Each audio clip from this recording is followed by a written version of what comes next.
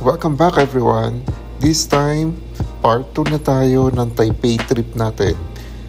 Previously, shinare namin kung mula sa airport sa NAIA, Cebu Pacific yung flight namin. So, shinare namin yung procedures hanggang sa makapasok tayo, makalabas tayo. Shinare din namin yung experience namin sa immigration.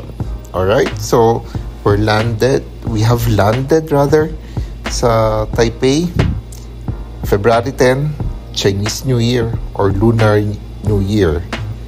Okay, so unang-una, first off, mag-check-in. So kumuha kami ng hotel namin sa Ximending. So this time, after which, nag-check-in namin, nagpahinga kami saglit ng ilang oras. Early check-in to, may additional charge. Okay?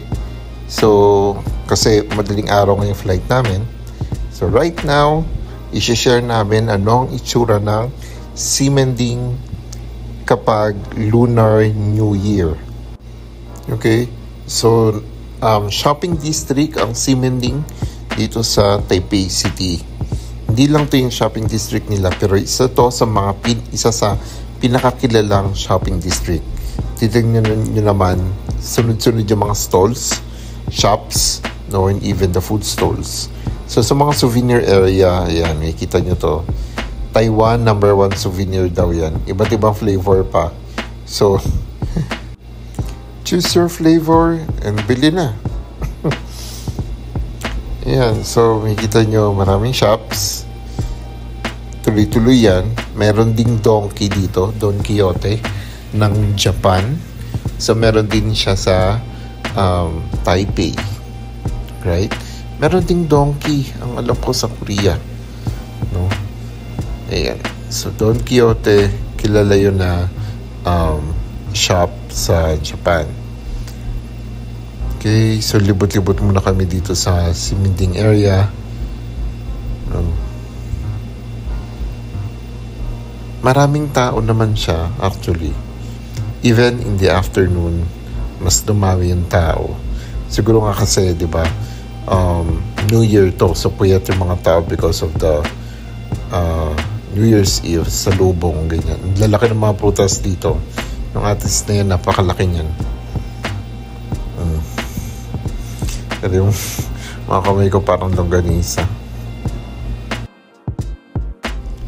So ito, isa sa una namin nadaanan na medyo may kumpulan. So meron dito mga quail eggs na I'm not sure kung ano yung nakabalot pa sa kanya. Harina ata. Ayan. So this is I think 30 Taiwan dollar. So that's around 50 pesos. Ayan, may Starbucks din sila. Ayan lang siya. Parang siya takoyaki. Quail eggs. Masarap naman siya actually. Yan, 30 new Taiwan dollars, NTD or TWD. And that's in Philippine peso, that's 50 pesos. 50 to 55 pesos. Ayan. 4 na piraso lang yun. So, pwede na siya appetizer sa umaga. So, may mga meat na rin agad, mga chicken. And I think ito, potato balls. Ayan, potato balls nga. Ayan. So, maraming mga ano to ha. Skinita din dito sa Ximending. So, libot-libot lang. Maraming mga shops. Ayan. Pwede naman kayo kumain habang naglalakad. Pero, bring with you your trash. Okay? So, makikita nyo dito marami mga shops na mga pinipilahan. So, makipila na din. Ayun. So, isa to, tinikman na rin namin to. Dumplings. Ayun. Normal lang yan dito sa Ximending as street foods. Yan. Hindi ko alam kung ano yung mga yan. Iba-iba kasi parang may mga ano din siya, laman loob. And so ito, nag-lunch na kami. Mukha kasing appetizing nila sa labas. gutom na rin kami. Kaya dahil dyan sa mga steam na yan. So, marami rin tao na nakapila. So, nakipila na rin kami. Yan. So, Singfutang. So, sa taas, kasi puno na rin sa baba. Ito siya. Sorry, magulo paakyat. Kasi, ayan. So, ito na. May mga, ano doon, toyomansi, mga ganun. Then ito, xiaolongbao, may meatballs. Nakalimutan ko yung rice toppings na to. Yan natin, number 4. Ayan. So, tapos bumili na rin kami ng drinks available. Ayan siya, sa labas, o diba? Kaya natakam na din kami.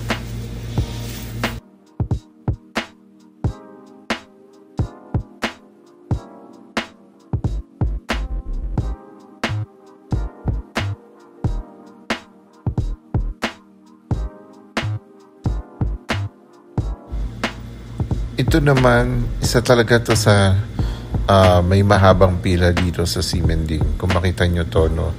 Parang milk tea shop to. Okay, yan, mahaba yan. Hanggang dun pa yan. Though hindi na namin na-try, kaya even sa 5 days na pag-stay namin dito sa accommodation namin na nandito sa Ximending, hindi pa namin siya na-try. Pero mukhang masarap ang laging araw-araw ang haba ng pila. Ayan, nasa dulo na kami ng isang part ng Ximending. Across, ano na yon, Siemens Station. Yan. So, more shops. No? Dito sa Ximending. Puro food and also mga damit. No, apparels. Ito chicken naman. Kilala din sila sa mga pop marts, no, yung may katulad yan, yung mga cartoon or caricature na mga items. Ayan. So may Nike doon. Ito Siemens Station na yan. So if maganda rin talaga na kapag kukuha kayo ng accommodation or maghanap kayo ng accommodation, look for an accommodation na malapit sa train station. Okay? Para hindi masyado mahaba yung nilalakad. Actually, kapag dyan lumilipat ka ng train station, from one station to another, ang haba ng mga nilalakad, and from one line to another line. So ito kilala to sa Rainbow Road ng Taipei. Nandito yan sa dulo na may Ximending. May kita nyo yung Rainbow Road na Taipei. Ito naman is the year of the wooden dragon. Ayan, so meron silang dragon dyan. Ito yung nasa center. No? Actually, bandang dulo na to ng Ximending. Yung may Red House at saka yung Nike.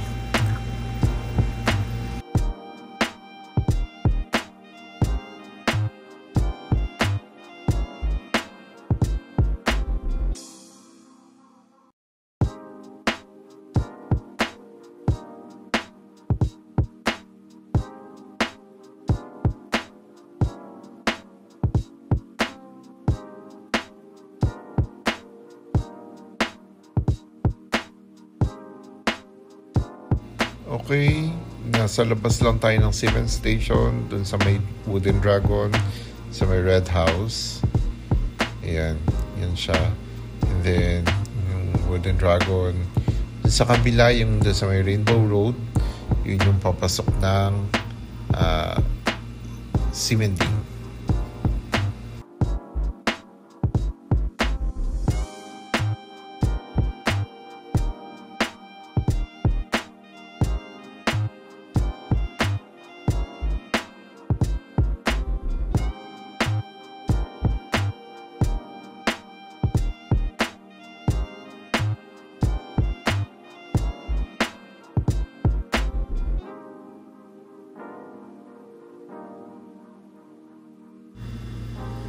Ayan, kumikita nyo ang dami na talagang tao.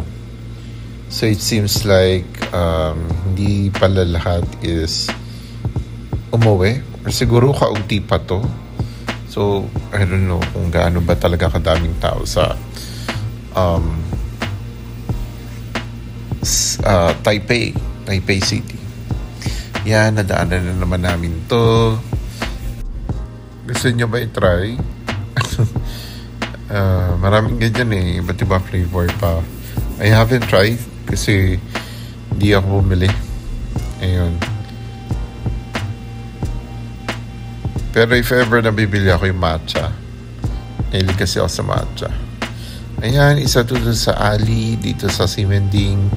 Yan, bilyan naman ng mga food. Yan, madami. Hindi ka magugutom dito. Okay? Winter pala dito sa Taiwan. So, ang average na February, average temperature is 13 and 14 degrees. Ganyan. Naglalaro doon, mga 13 to 14 degrees. Sa February, ha? Ayan. Ito pala yung lagi namin binibili ito. Ayan, yung pork sausage nila. Ewan ko, pero yung iba hindi nasasarapan. Pero ako, nagustuhan ko naman. Parang everyday ako bibili nun. Kapag may madaanan, bibili ako ng gano'n. So, ayan na. Tuloy ang lakad natin. So, malaki to ha. Meron pa kabilang side. Siguro parang ilang blocks yung sakop ng buong cementing na area. So, nagpunta kami dito sa may parang ayan. So, nagpunta kami dito sa may American Streets. Part ng American Streets. Specifically dito sa may graffiti area. May mga walls na puno-puno ng graffiti. Wall of art. Yan, ang gaganda, mga kulay. Yeah, so this one is cute. Yan. Maganda magpa-picture dito, no? Very Instagrammable. Medyo maaga namin ito nakuhanan or talagang hindi pa muna pinupuntahan because lunchtime. Pero ayan siya. Magaganda naman yung graffiti dyan.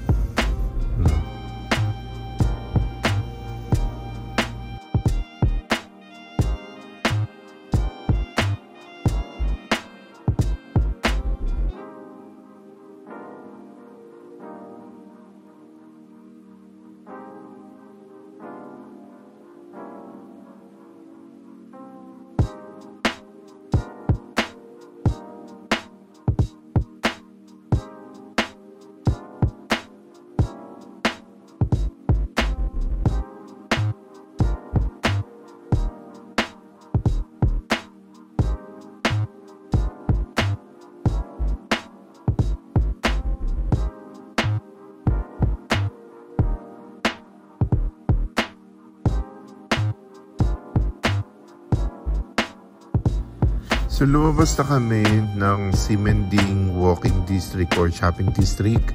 Pero around doon pa din to, no? Hindi kami masyadong lumalayo for that area. Nagdakad-dakad lang kami. No? Yan na siya. So, may madadaan na kaming temple. Google lang to. Since New Year, marami nagpupunta sa mga temples. Okay? To ask for some of the wishes nila, no? Ayan. So that's the temple. Yeah, meron dyan sa mga labas, sa mga tinitinda ng mga sticks and papers. Ayan. So ayan siya.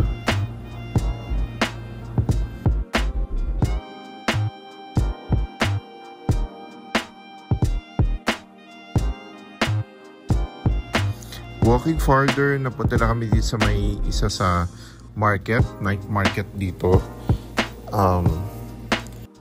Huashi or Guangzhou night market ata to. Night market pero bukas na sila ng mga tanghali or ng mga 1 o'clock. Ayan.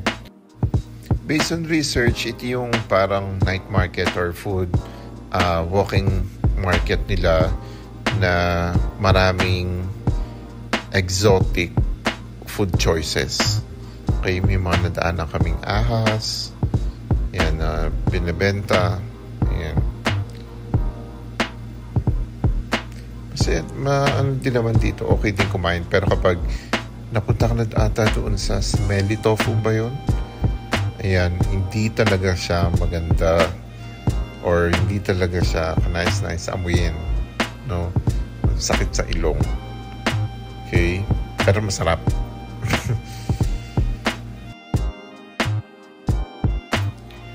So, ayun na nga, tama. It's Washi Street. Ayan. Walking street din or covered market nila. Ang daming tao. Okay.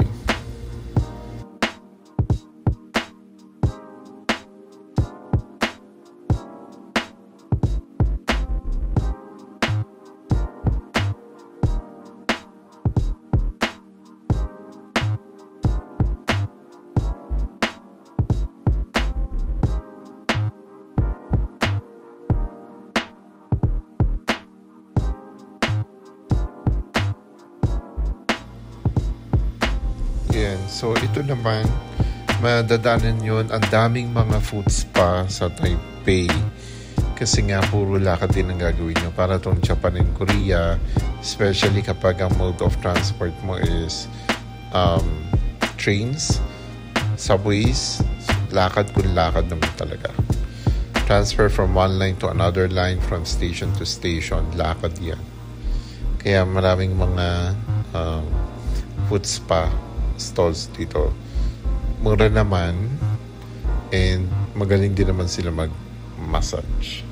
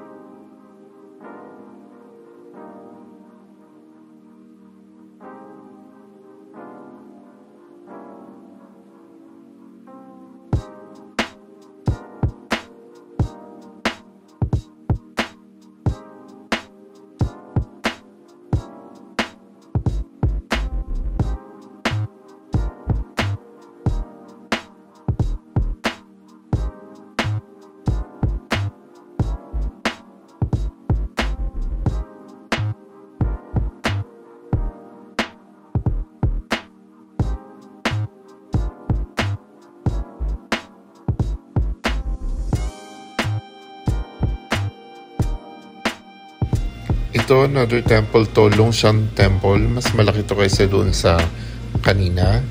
And ano din to, may station. So, nasa taas lang siya ng isang subway. Ayan. So, after din namin doon sa parang isang walking market, babalik na kami sa Ximending. Lakad lang din. So, first day, buti nakapagpahinga kami kanina earlier, no? Pagkadating ng mga alas 7 ng umaga sa accommodation. Ayan. At least, meron kami lakas na maglakad. So, before you go, guys, please like and subscribe this video.